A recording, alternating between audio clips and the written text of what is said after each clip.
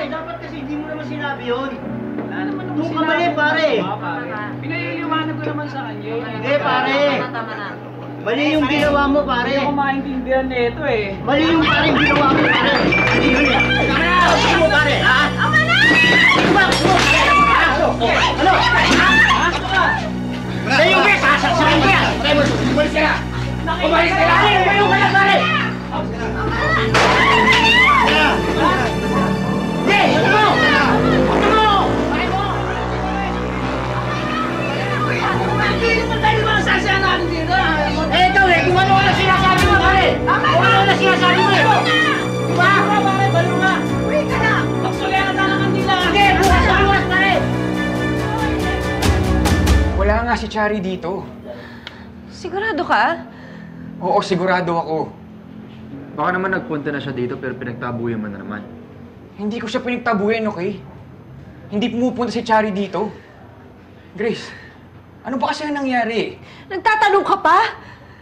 Sinaktan mo ang kapatid ko! Kaya nawala siya! Hindi niya kinaya, kaya umalis na siya, lumayas na siya! Hindi ko na alam kung anong gagawin ko, kung saan ko siya hahanapin! Joel, kapag may nangyari sa kapatid ko, wala na akong ibang sisisihin kundi ikaw! Ikaw lang! Grace, sorry. Hindi ko gusto humantong sa ganito. Hayaan mo. Tutulungan kita na hanapin siya. Ayoko nang umasa sa mga pinagsasabi mo, pero... sa'yo na lang nakikinig si Chari, kaya sana nga makumbinsi mo siya. Grace, you can't trust him. Eh, ano pa mang gagawin ko? Siya na lang ang kinakapitan ni Chari. Grace, babawi ako sa'yo. Gagawin ko ang lahat para bumalik ang tiwala mo sa akin. Huwag na lang. Don't even bother. Okay. Sorry. Sorry, Grace.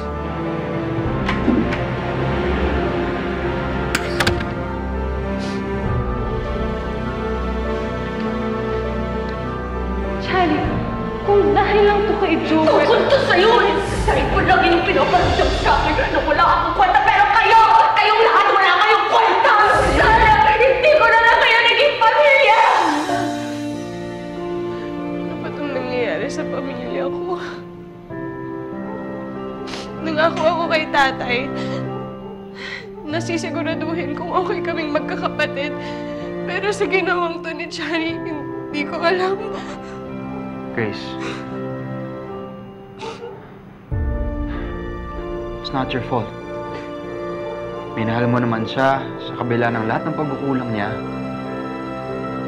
And I don't know. Siguro